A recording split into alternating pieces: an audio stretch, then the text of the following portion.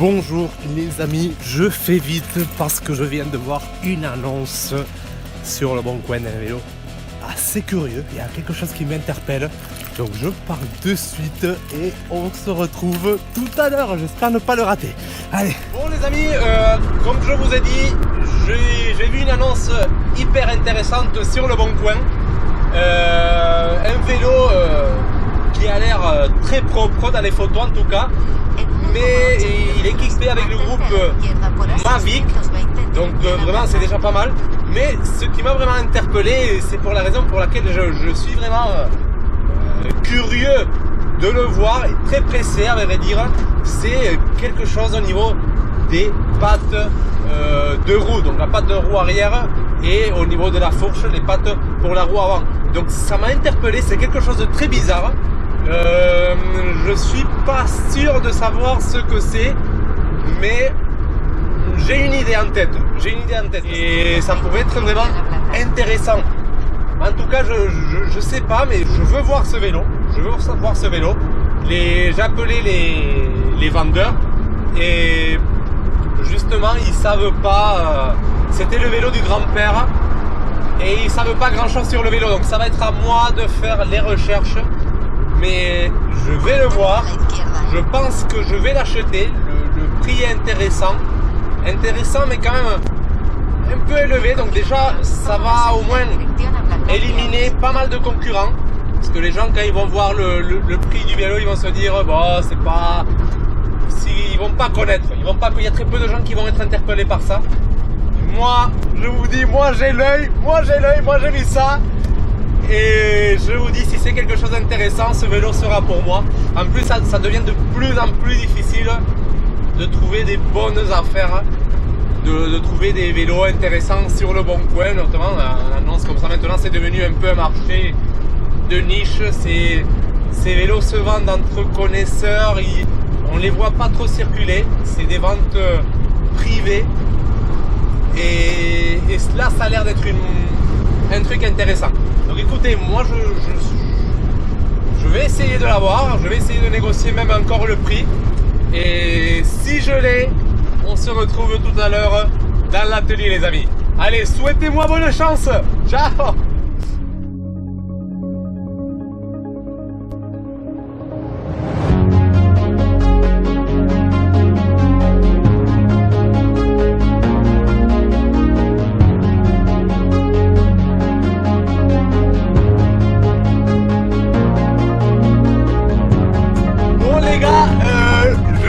Que je vous retrouvais à l'atelier, mais je ne peux pas m'empêcher. C'est un truc de malade. Il est là derrière et franchement c'est de la folie. Je m'attendais pas à ça. J'ai été agréablement surpris quand j'ai vu la technologie, la mécanique. Je vous parlerai un peu plus à l'atelier par contre, mais je suis hyper content. Le pire c'est qu'il y avait personne sur le coup. Les gens ils sont aveugles. Alors, moi franchement, quand j'ai débuté, à l'époque, il n'y avait pas beaucoup de monde à la chasse de ces vélos là. Et après 3-4 ans plus tard, il y a eu la mode du vélo de collection, du vélo vintage. Il y a eu plein de monde qui s'est lancé, mais sans connaître le métier. Il y a eu beaucoup qui ont fait des mauvaises affaires, qui ont acheté des vélos, qui croyaient que ça valait une fortune et qu'après ils se sont retrouvés avec les vélos, ils n'arrivaient pas à les vendre et il y a eu beaucoup de monde qui a disparu. Moi j'ai vu beaucoup de monde apparaître et beaucoup de monde disparaître, des mecs hyper agressifs au début qui attrapaient toutes les bonnes affaires et ça a pas duré beaucoup, ils ont disparu et moi je l'ai toujours gardé, je sais pas, je dirais ma persévérance, ma tranquillité, mon savoir-faire, parce qu'il y a eu des gens qui se sont crus très malins, qui ont sous-estimé les autres, qui ont mal parlé de certaines personnes, notamment de moi aussi. Et du coup, j'aurais pu les aider à des périodes difficiles ou à des moments où ils n'ont pas réussi à vendre. Et je l'ai pas fait parce que voilà, à un moment il faut assumer. Soit ici en France, il y a une très mauvaise ambiance dans le monde de la collection. Bon, je pense que c'est un peu partout pareil, mais ici à Toulouse, en tout cas, il y a une très mauvaise ambiance.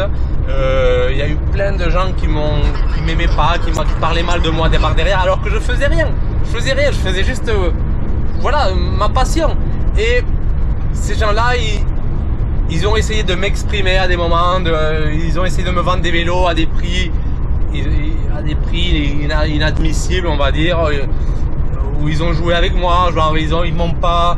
À un moment, certains ils savaient que j'achetais et ils me connaissaient, ils m'appelaient et après ils me réservaient pas le vélo, ils le vendaient à quelqu'un qui offrait un peu plus ou même des fois juste à une autre personne, ils me le bloquaient pas alors qu'ils me contactaient. Donc pourquoi tu me contactes si après tu me réserves pas le vélo? Et plein de choses comme ça. Donc du coup, voilà, la plupart de ces gens ils ont disparu, les autres ils ont beaucoup baissé leur activité. Moi je suis toujours là parce que j'ai toujours été honnête avec les gens, j'ai toujours été bon joueur. Après c'est sûr, oui, si la personne vend un vélo à 100 € et que le vélo vaut 1000, je vais pas lui offrir 1000 €. Voilà, on est d'accord.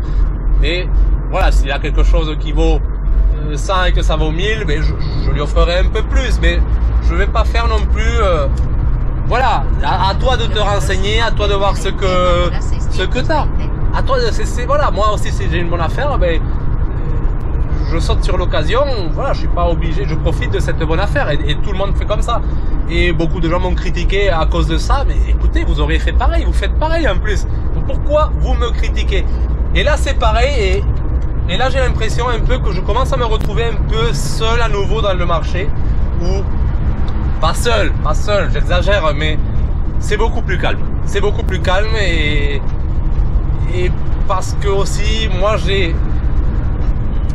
c'est pas pour me vanter, mais je sais les vélos qui ont de la valeur. Et il y a des gens qui connaissent plein de choses de mécanique, plein de choses de malade, mais ils savent pas ce qui peut avoir de la valeur, ils savent pas apprécier. Genre ils achètent un vélo qui est tout rouillé, ils l'achètent et ils se lancent dans des restaurations hyper coûteuses, alors que moi quand je vois des fois des annonces comme ça, j'y vais même pas.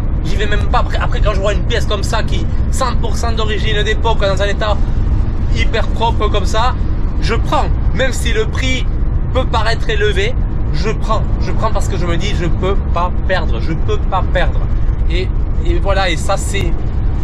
Après il faut la passion, et quand on n'a pas la passion, ben vous pouvez pas tenir dans le temps. Moi je suis passionné, au pire je me dis, j'ai pas une vision uniquement business. Non, j'adore la mécanique de ces vélos, j'admire toute cette mécanique qu'il y avait, et même si je vends pas le vélo, ce n'est pas grave. Moi je peux avoir des vélos des fois à la vente 2, 3 ans, 4 ans s'il le faut, je m'en fous. Et il y a des gens qui le font, mais ils peuvent pas tenir. Dès qu'ils voient qu'ils vendent pas le vélo, ils commencent à stresser, à paniquer, ils baissent les prix, ils bradent, et à la fin ils vendent soit à prix coûtant, soit même à perte. Je connais certains qui vendent à perte des fois. Et c'est pas parce que vous trouvez une bonne affaire, une très bonne affaire une fois dans la vie, ça va vous arriver tout le temps. Et c'est lorsque vous trouvez cette bonne affaire qu'il faut savoir s'entourer.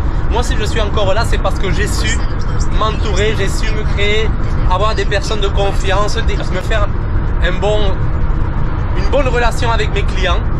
Parce que j'ai des clients, des fois je vends moins cher que le prix du marché. Mais je sais qu'ils seront toujours là, qu'ils vont... Peut-être je gagne un peu moins sur ce coup, mais sur un prochain coup, ils vont m'acheter un vélo alors que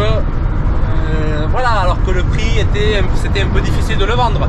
Donc entourez-vous de personnes, soyez quelqu'un de parole, et ça, il manque gravement des gens de parole, et ça peut faire la différence pour tenir dans le long terme. Après je dis pas d'être un couillon, vous trouvez une bonne affaire, si vous trouvez un vélo à 100 €, ben, vous avez peur de le vendre ou honte de le vendre à 1000 €. Non, quand il y a la bonne affaire qui se présente, vous faites la bonne affaire, vous profitez de l'occasion, mais ne soyez pas un bâtard. Si vous réservez un vélo pour quelqu'un, tenez votre parole. Si vous connaissez quelqu'un qui est collectionneur, tous les collectionneurs sont un peu radins à des moments, et n'hésitez pas quand même à faire affaire avec eux parce qu'ils ils vont apprécier, vous allez vous faire un bon carnet d'adresses et à long terme, ça va payer. Parce que on n'aura pas toujours des bonnes affaires tout le temps et il faudra savoir se faire un bon carnet d'adresses pour tenir justement pendant ces périodes un peu plus difficiles. Et même, moi j'ai des clients des fois qui m'achètent des vélos et qui des fois ils me vendent des vélos parce qu'ils ont des vélos de leur collection et ils décident de se débarrasser parce qu'ils décident de passer à autre chose et du coup ils se souviennent de moi, ils se souviennent des bons prix que j'ai pu leur faire à certains moments et du coup à leur tour ils me font des bons prix et ça c'est la confiance, c'est la fidélité, ça se travaille, mais écoutez, en tout cas je suis hyper content et voilà, et là on se retrouve à l'atelier, je vous parlerai un peu plus de ce vélo les amis, allez.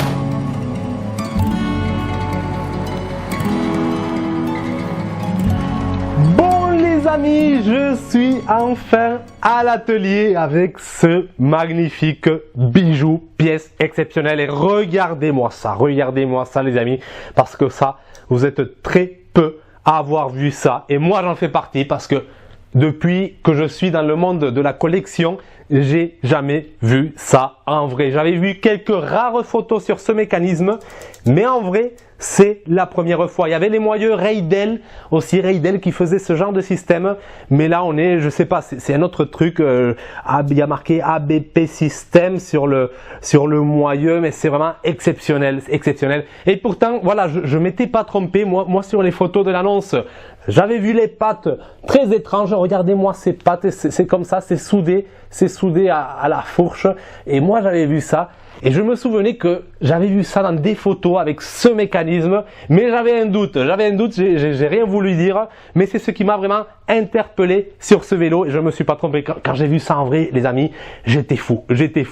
Mais le problème c'est que je n'ai pas, je l'avoue, mais je n'ai pas les connaissances pour vous parler plus de ce système. Je connaissais Reidel qui faisait ça, j'avais vu des photos de ce système aussi, mais je connais pas grand chose, donc je pense que je dois me renseigner, faire une enquête et vous faire une vidéo documentaire exceptionnelle sur ce vélo.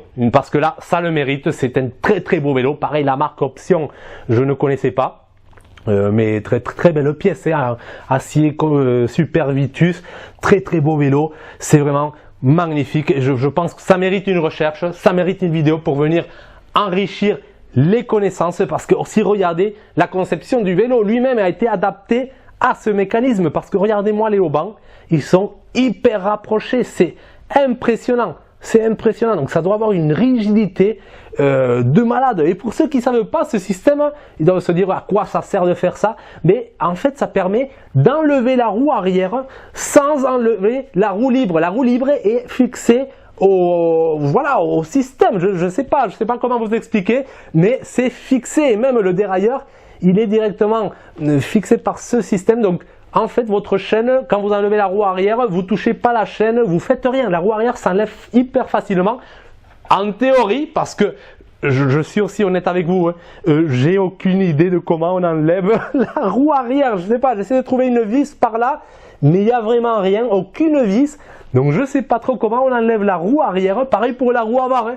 Pareil pour la roue avant les amis, je me sens vraiment inutile hein, toutes ces années dans les vélos de collection, toutes ces années dans la mécanique, dans la réparation et je sais pas comment on enlève les roues.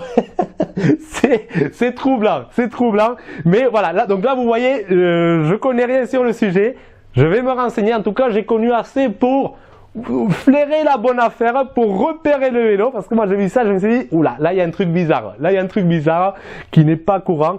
Donc voilà, donc là je suis content, j'ai le vélo, je vais bien le nettoyer, je vais bien me renseigner et je vous ferai une vidéo les amis où voilà, je vous explique tout, je ferai le malin dans la prochaine vidéo. Dans cette vidéo, je fais pas le malin, mais dans la prochaine, je vous montrerai comment on enlève la roue, comment on fait tout ça. Donc j'espère que vous aimez, n'hésitez pas à liker, à partager, à vous abonner et si vous avez aussi plus d'informations sur ce système, sur ce vélo, n'hésitez pas à me le laisser en commentaire les amis. Mais écoutez, prenez soin de vous et moi je vous dis à bientôt pour une prochaine vidéo de Bicycle Collector.